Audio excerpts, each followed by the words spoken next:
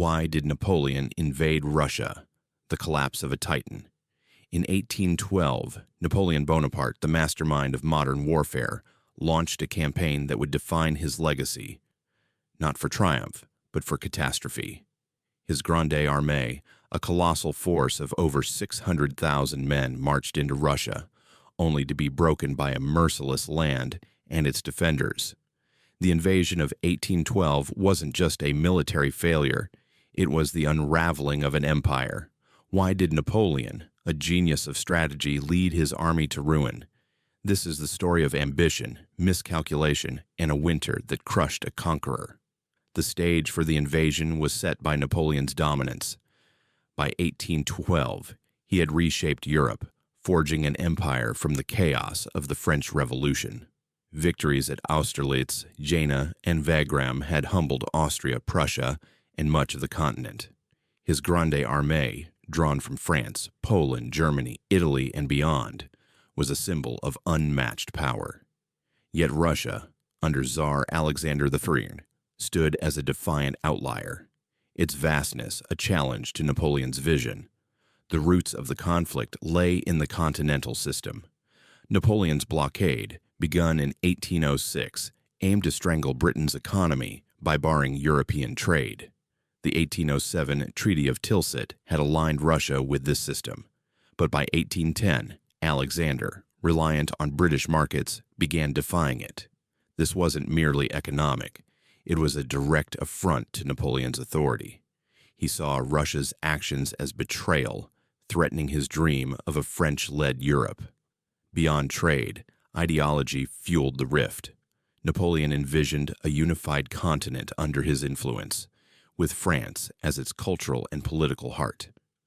Alexander, ambitious and wary, sought to assert Russia's own power, resisting French dominance.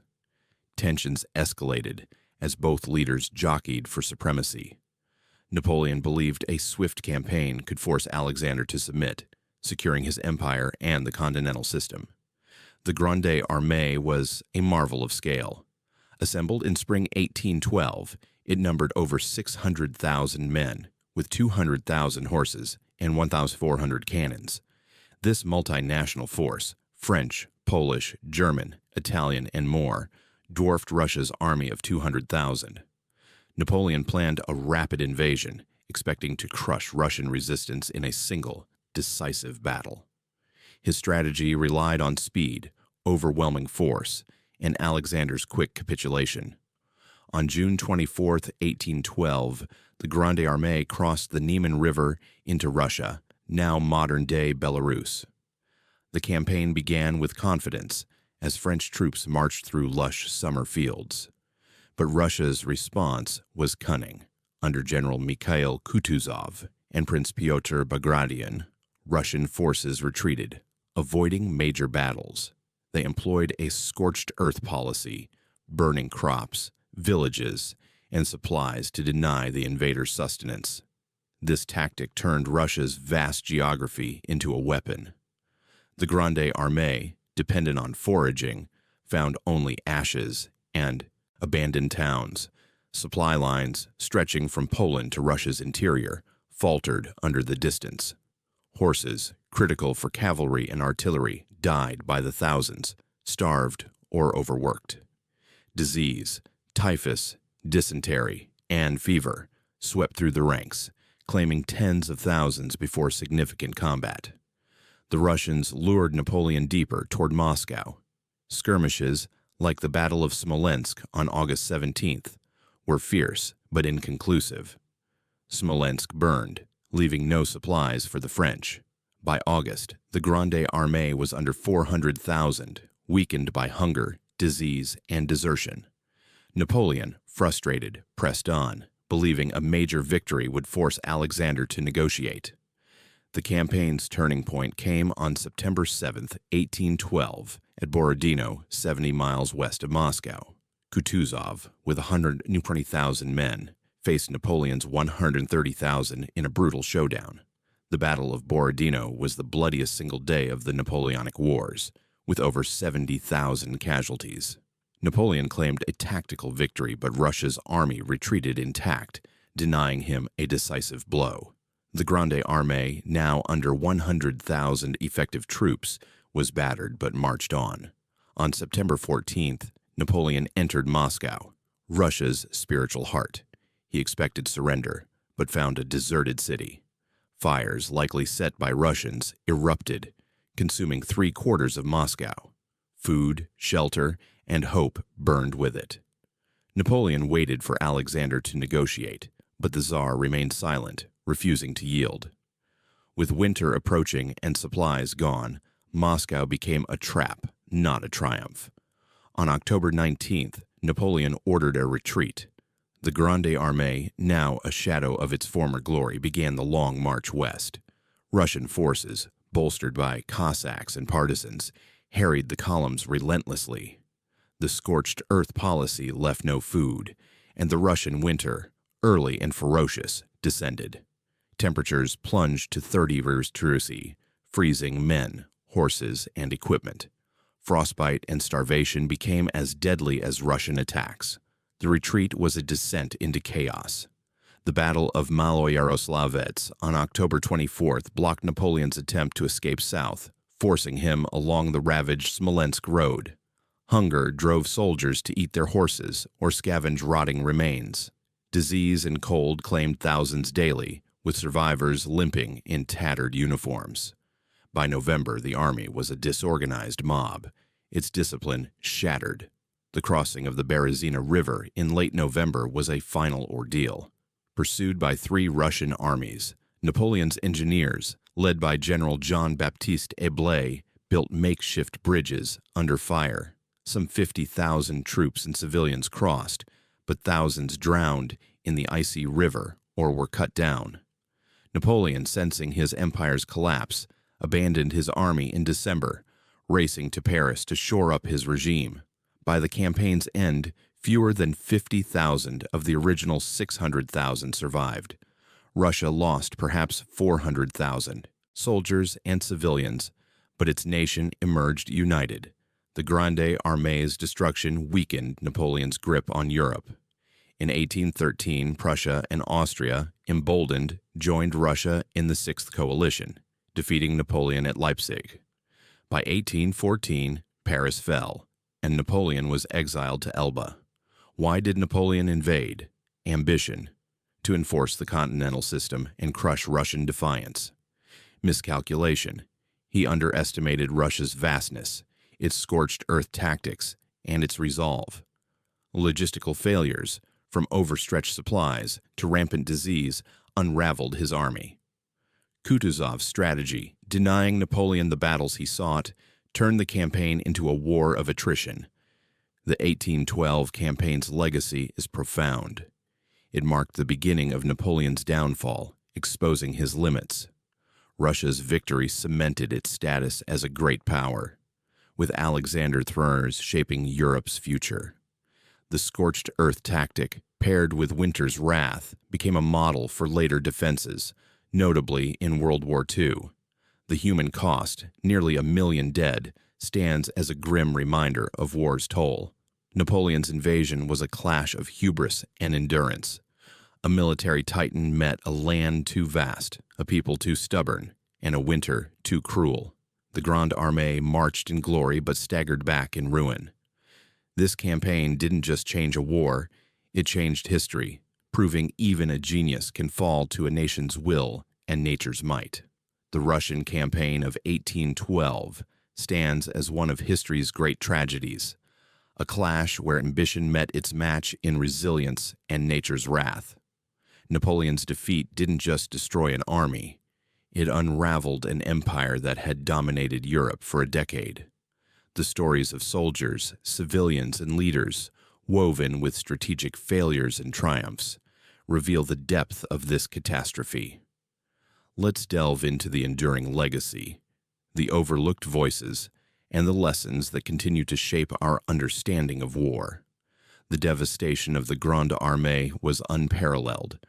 Over 500,000 men, French, Polish, German, Italian, and others, perished or vanished, lost to battle, disease, starvation, or desertion. The 200,000 horses that powered Napoleon's cavalry and artillery died, leaving the army immobile. The Grande Armée's multinational makeup, once a symbol of Napoleon's reach, crumbled under the strain, with cultural divides and faltering morale hastening its collapse.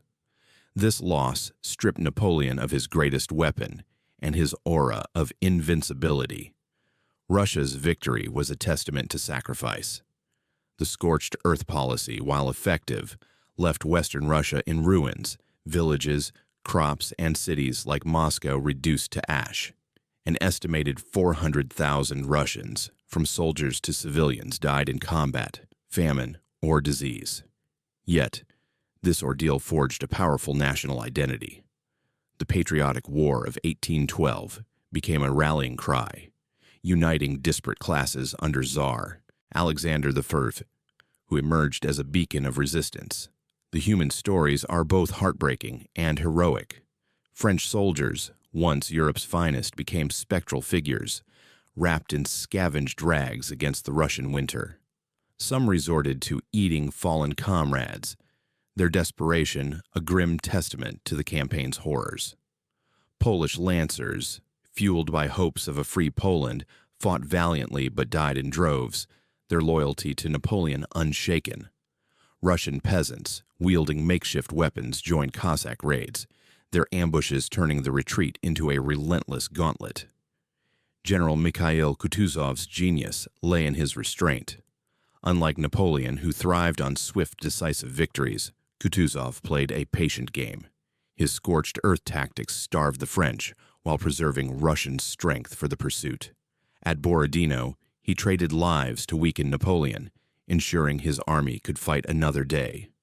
Kutuzov's strategy, often criticized as passive, outlasted a foe built for speed, proving endurance could trump brilliance. The retreat from Moscow was a descent into chaos. The Smolensk road, stripped bare by Russian tactics, offered no sustenance or shelter. Blizzards and temperatures of 30-degree buried men alive, with frostbite claiming fingers, toes, and lives.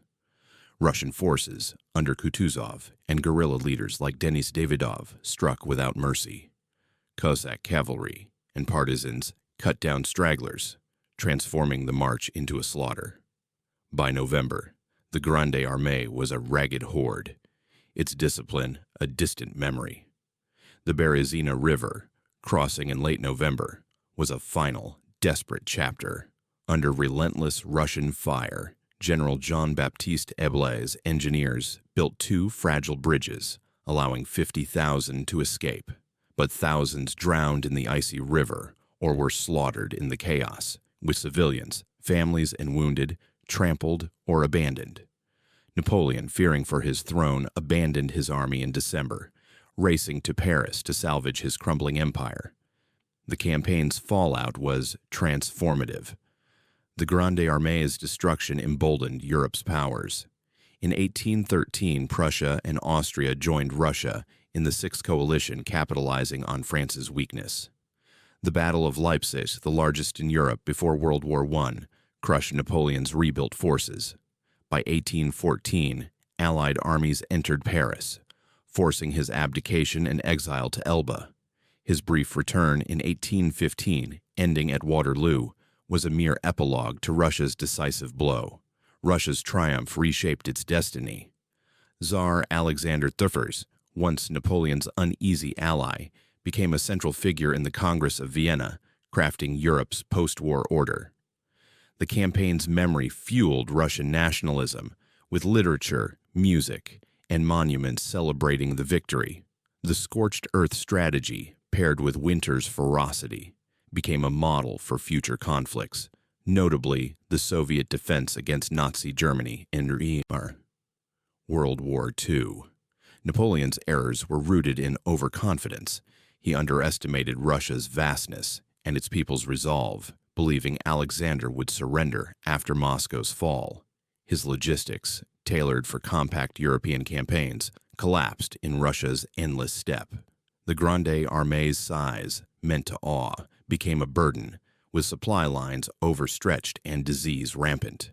Napoleon's refusal to retreat earlier, despite Moscow's flames, doomed his army. The lessons of 1812 remain vital. Logistics are the backbone of any campaign. Napoleon's failure to secure supplies was his undoing. Strategic patience, as Kutuzov showed, can defeat a stronger foe. The resolve of a people, from Russian partisans to defiant soldiers, can shift a war's tide. Above all, the campaign warns of hubris. Napoleon's belief in his own invincibility led to his ruin. The 1812 campaign was a tragedy of epic proportions. Nearly 1 million lives were lost, regions devastated, and an empire shattered. Napoleon, the conqueror who redrew Europe, met his match in Russia's winter and spirit. The Grande Armée marched in glory, but limped back in defeat. This invasion didn't just end a war, it ended an era, proving that even a titan can fall to a land too vast and a resolve too fierce.